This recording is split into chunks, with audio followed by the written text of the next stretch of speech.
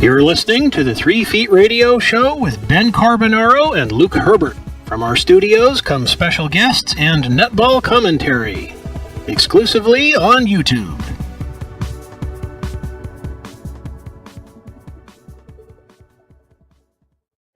Good afternoon, listeners, and welcome to the 3 Feet Radio Show. Joining me in the studio is my co-host, Luke Herbert. G'day, Luke. G'day, Ben, and it looks like we had a little hole in the wall where I ratted through some of our comms, Ben, but we are on air. We most certainly are, and as we know, the netball landscape has changed significantly in Australia and New Zealand, particularly in New Zealand where they have what's going to be called, I believe, the ANZ Premiership Netball in 2017.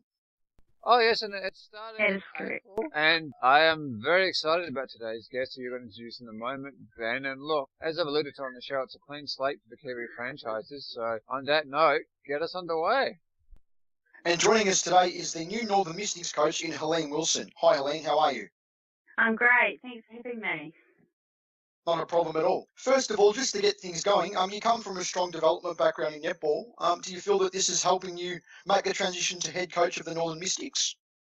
Hi, absolutely. I have been lucky enough, I guess, to come the long pathway through to high performance coaching and have spent many years in the development space across the Northern Zone in New Zealand, and it gives me a good place to start and a good understanding of the players coming through. And my high performance background comes in multiple sports after having worked for High Performance Sport New Zealand for the past 5 years. So it's been awesome.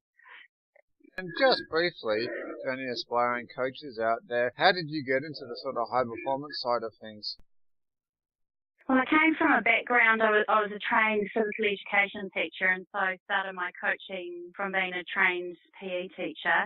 And then as I got higher in coaching, I moved into the high performance space, working for High Performance New Zealand and Olympic team sports with hockey and sevens rugby. So that gave me a good understanding of what high performance looks like, and then I was able to use those skills in my netball coaching as well. So I've been really lucky. And with that high-performance background, Helene, you were previously, I believe, coaching in the BCO League. Do you feel that that's something it's something within the New Zealand netball pathway that was missing, and it's finally there? Because here in Australia, you probably can tell from my accent, I'm an Aussie. We've had the Australian Netball League for a number of years, and it's helped with the transition from that level just below to just up to what was the ANZ Championship. Do you feel it's doing the same in New Zealand with the BCO League now? Yeah, absolutely. Last year was our first year with the BCO League, and having a longitudinal competition that mirrors the ANZ in its ethos and the way that it's put together is just so valuable for the players. But I guess the most valuable thing for them was getting into a regular training habit throughout the week and regular games each week, and having to do that on top of work and uni and all those things that go away in everyday life. And so by the time they get into ANZ and into semi-professional sport, they really understand what's expected of them, and it just minimises the gap that you have otherwise. I saw some of the BCO League last season from Invercargill sitting in the stands, and I got to say, it's very promising. The standard improves throughout the season, and I think you've actually alluded to why that occurred.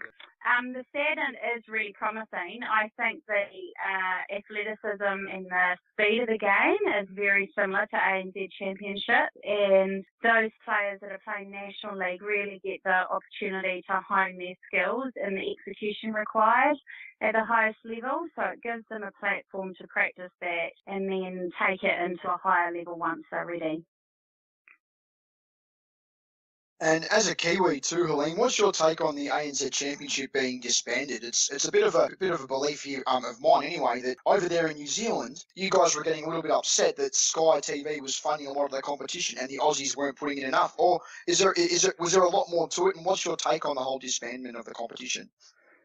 I guess I was I just heard what came out in the media when the disbandment came, but from my point of view, we wanted to keep at least 5 teams in New Zealand up and going, because we believe with the new structures we have in New Zealand, we can really get 5 competitive teams. So when the 2 competitions disbanded, It was like sad to see the ANZ Championship go, but exciting to see a new New Zealand-based competition with more teams starting up, because historically in New Zealand we have had a great domestic competition here that's incredibly competitive, and there's no reason why that can't happen again. And during that era, from an international point of view, New Zealand had some of the best competitive times against Australia, and I believe we will get back to playing our Kiwi style of netball, bringing out what's best and what we have in New Zealand, and it will add more interest to the international game, which is a positive thing.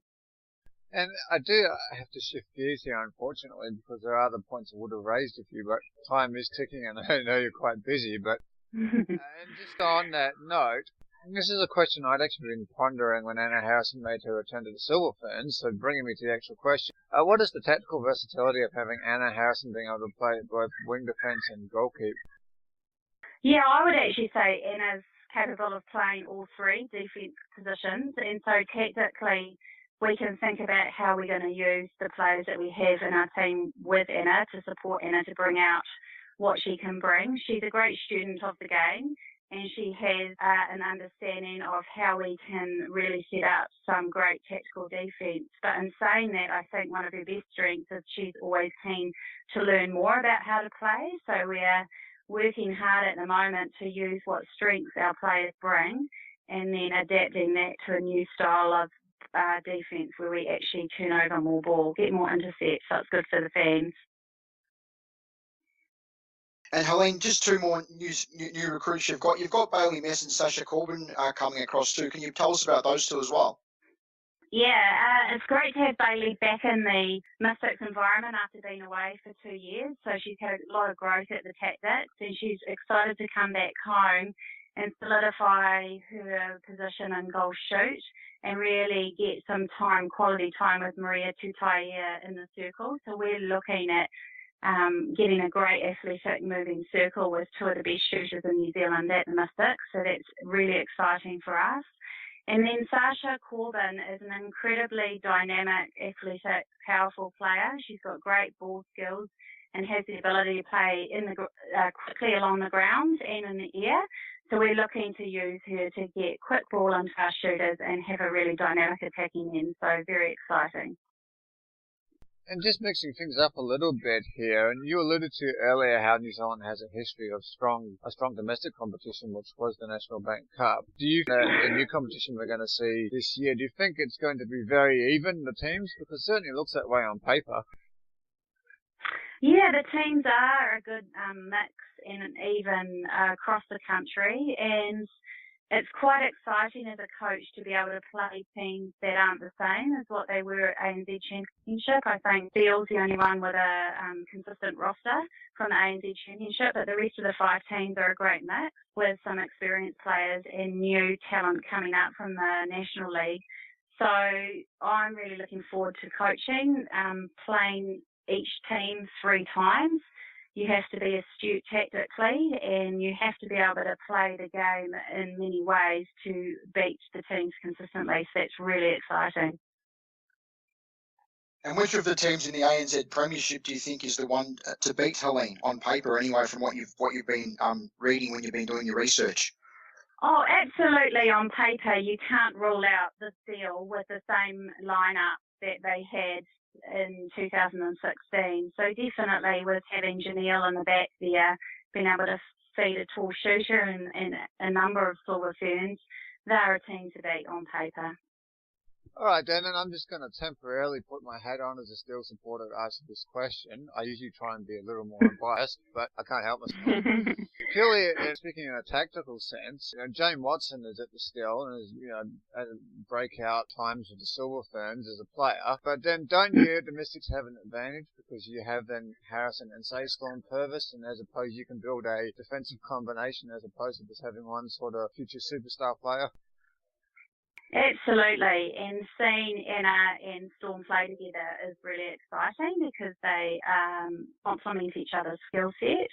But we've also got Michaela Sokolich-Beatson as well, who's an up-and-coming New Zealand under-21 player and really had some great performances for the Mystics in 2016. So all three of those girls can play more than one position. So we can definitely mix it up down the defence end and hoping to turn over ball early and create some great defensive opportunities. All right, Helene, thanks for joining us today. Good luck for the season coming up, and hopefully we'll talk to you as it goes on. Thanks very much. Thank you. Okay, bye. You've been listening to the 3 Feet Radio Show with Ben Carbonaro and Luke Herbert. Tune in next time for more special guests and netball commentary exclusively on YouTube.